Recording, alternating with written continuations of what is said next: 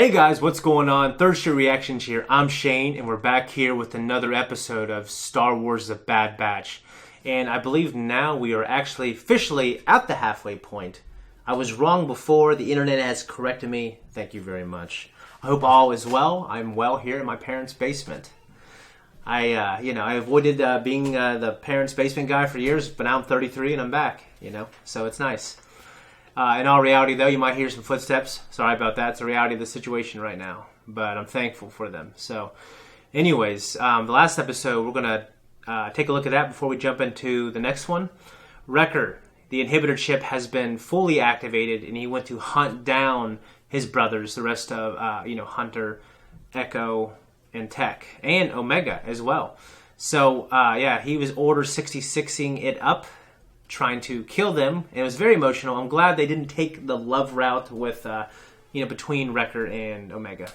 So that was nice. Yeah, and of course they were on Baraka, the scrapper planet from Jedi Fallen Order, and I believe his name might be Cal Kestis. I can't remember. I'm sure the internet will correct me, but I do love that game very much.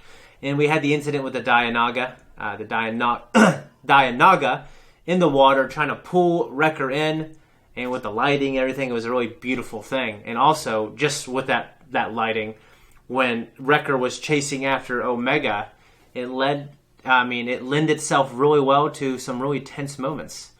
But eventually they were able to deactivate the chip, and it was my speculation that eventually, maybe in this next episode, because it's called Reunion, that Crosshair, they're going to run into Crosshair and hopefully turn him back to their side when they deactivate the chip. So there's still the looming threat of bounty hunters, but other than that, I think at the halfway point, this series started out pretty good. It hasn't gripped me like The Mandalorian has or the Clone Wars did, but I really enjoy it so far. We still got a lot left, and I'm enjoying the world building. I'm enjoying everything. All right, guys. Well, I think I'm just going to go ahead and jump into the next one right now. If you find them on Baraka, terminate them. Okay, terminate them. All right. Disarm it. Me? But I only watched you 10 work. seconds till we're both gone. Disconnect for the transmitter and 7. then what? 6. 5. Oh, Lord. 1. Obviously not that one. To the left. Run for it. Didn't sound like that big. Okay. Gotcha. Why didn't it explode? Because it's a smoke bomb. You think I let you train with a live explosive? I'm not crazy. You should have seen your face. So he tried to kill her last episode, I don't want to spend and I thought he was trying to kill her again. You'll be a pro in no time. She has her Zygerian crossbow. Scrappers. They really look cool. I love in the Star Wars universe they just wear helmets all the time. And masks. Stay casual. Wrecker, you ready? Stay casual. Fly casual. Oh man, he's strong.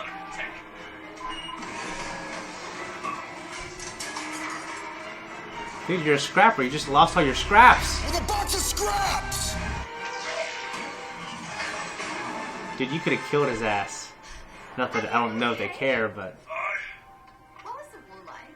It was a primary mission objective, comprised of battles on various fronts. But what was it like? I just told you. He doesn't get very personal about it. There they are. Stand down. Jeez.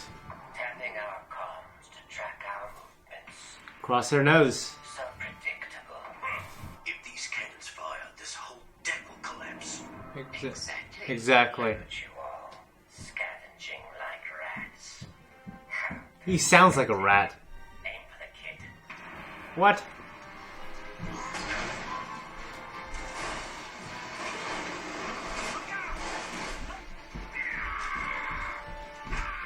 He just throws him. Oh, flame trooper. Direct hit.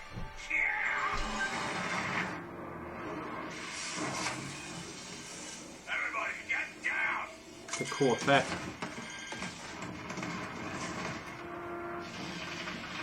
Get down, stay down. My phone's ringing. Shit. Oh! He's fucked up.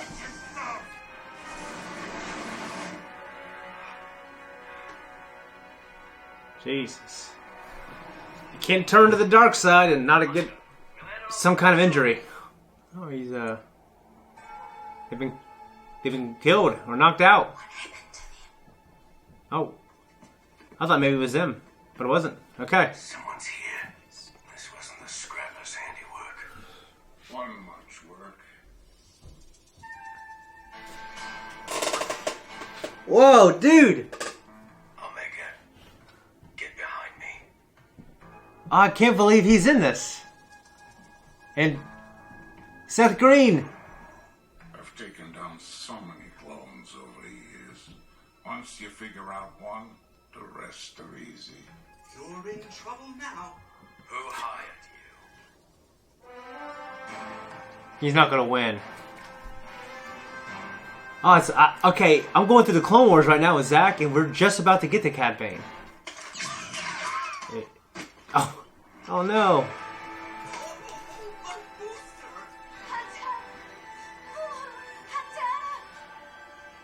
He's got armor, but Sorry, little lady. oh, he's gonna the Western music. Oh, it's so cool to have him here, man.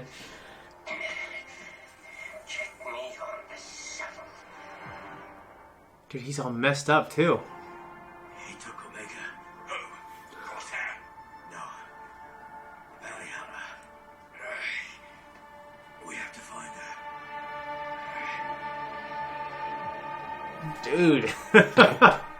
I can't believe that Cad Bane is here. It just further reinforces that Filoni is just connecting, basically this to the Clone Wars. This is the sequel to the Clone Wars. He's connecting the universe. You see that with the Mandalorian. He's bringing in all kinds of things, and it's great. Oh, it was so good to see him because Zach and I. If you guys haven't checked our Clone Wars reactions, oh man, they're really great and enjoyable. We have some great conversations, and Zach is slowly warming up to them again, warming up to Star Wars again through just watching the movies on his own, and then of course the Clone Wars as well. But we're supposed to watch Holocron Heist yesterday. I got messed up with a chronology of it because the technical finale of season 1 is Anakin and Padme. Well, Cad Bane coming into the Senate to take hostages or whatever. And then Anakin does have his lightsaber, and we kind of started watching it. I turned it off real quick because I realized it was the wrong one. But we're on Holocron Heist, and we might watch it later on today. So I've been thinking about Cad Bane a lot, and I saw him, and he just sounds so cool. He's such a great, great villain. And he's not like this black and white villain, he's just a bounty hunter. But he'll do anything he can. Like, we know what he did in the Clone Wars with Children of the Jedi and stuff like that. Like, he doesn't care. He just wants to do his job. He wants to get paid, and and he's good enough at his job. He takes a good amount of pride in it to be great at it. And there was a illustration, this previs, I think is what it's called, before all the effects were completely finished, of Boba Fett versus Cad Bane, and that's how. And then Cad Bane ends up dying. I wonder if they're going to do that in this show at some point. I imagine they will. But that's how Cad Bane. Cad Bane shoots Boba Fett, and that's how he gets his little bump in his head, his little ding on Boba Fett's helmet. So it's cool to have him back. I imagine we will definitely see Boba Fett. I mean, he's one of the greatest bounty hunters in the galaxy at this point, right? He took the mantle up of his father. We saw how great he was in the Clone Wars, just being a child.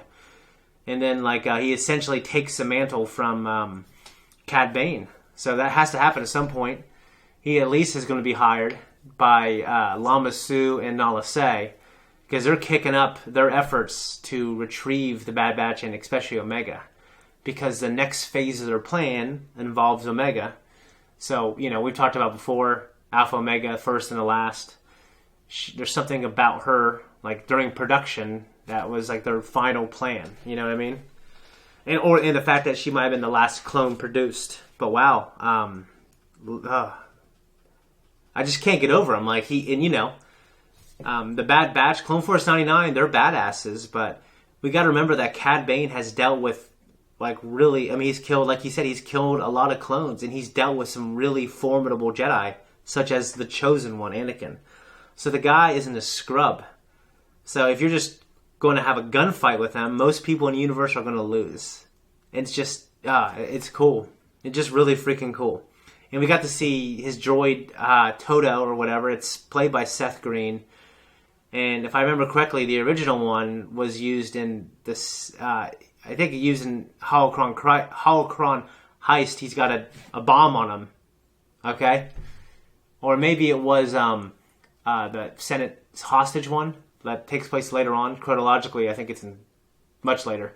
But even though it was first, it was like the finale of season 1. It doesn't come into much later, but yeah, he's used as like basically this bomb because Mace Windu uses the Force to shove him into the ventilation shaft.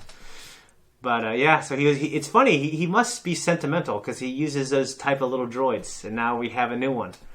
So it's cool. It's cool. And then of course he got his leg blasted off by Hunter. Oh, man. Okay, so Admiral Rampart wants Crosshair to just take out Clone Force 99, that and Omega. He doesn't care. He doesn't want a bunch of clones running around, and he won't listen to Lama Su. So Crosshair is doing it cold-blooded. Yeah, he doesn't care. That inhibitor chip is just making him as loyal as can be, and to the point where he's going to burn them to death in the Ion Engine. Which, this episode just really had... this episode was the best episode, okay? I love the first episode, and there's been some pretty good ones. I love when they're on when they're on Pantora. But this, really, it was like The Empire Strikes Back, almost, or Revenge of the Sith. It was just this dark episode where we lost Han Solo. We lost Omega. And even the bad guys, like Crosshair, who's hunting him down. Like, he got, really grievously injured, or seriously injured. Maybe not grievously injured. He got seriously injured. He's got a breathing device on to help him. He's burnt. And he's still like, hey! He's still telling his men to make sure not to let them take off. It was just really cool. Yeah, so in Star Wars, some of the themes about Star Wars is once you walk the dark path, forever shall it dominate your destiny. Vader, he turned bad, and when he turned good, it didn't matter. Because you can't just walk away from that. We see that in Episode 9 as well with Kylo Ren.